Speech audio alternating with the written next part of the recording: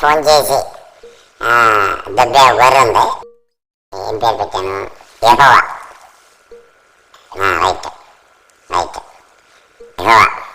Of course బైబిల్లో రాయబడింది, నా గొర్రెలు నా స్వరాన్ని వింటాయన్నాడు. మన దేవుడు మన కాపరి కాబట్టి మనలను గొర్రెలుగా పోల్చాడు ఆయన. ఈ రోజుల్లో కొంతమంది ఇంకా క్రైస్తవులు అందరూ గొర్రెలు గొర్రెలు గొర్రెలు, వాళ్ళకి ఏమీ తెలియదు అని. గొర్రెలు అంటే వాళ్ళ ఉద్దేశం ఏంటనమాట, అమాయకులు, వీళ్ళకి ఏం తెలీదు, వీరు జ్ఞానహీనులోనే.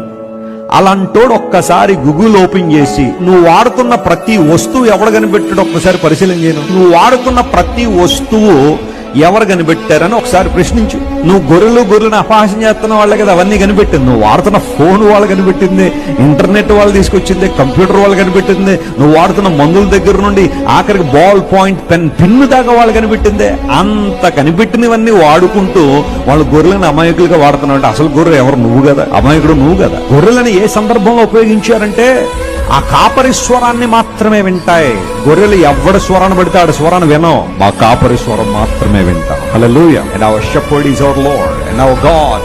మా దేవుడే మా కాపరి, మా ప్రభు, ఆయన స్వరాన్ని మాత్రమే వింటాం. కాబట్టి of course you are the sheep of God. అలా చెప్పి ప్రపంచానికి హాని చేసే గొర్రెలు కాదు ఇవి. ప్రపంచాన్ని కుల వ్యవస్థతో అణిచివేసే గొర్రెలు కాదు, మనుషుల మధ్య డిస్క్రిమినేషన్ తీసుకొచ్చిన గొర్రెలు కాదు, మనుషులను అనగద్రొక్కేసిన గొర్రెలు కాదు, దోచుకున్న గొర్రెలు కాదు ఇవి. దేవుని బిడ్డలు ప్రపంచానికి ఎప్పుడు దీవెనకరంగానే ఉంటారు. హల్లెలూయా.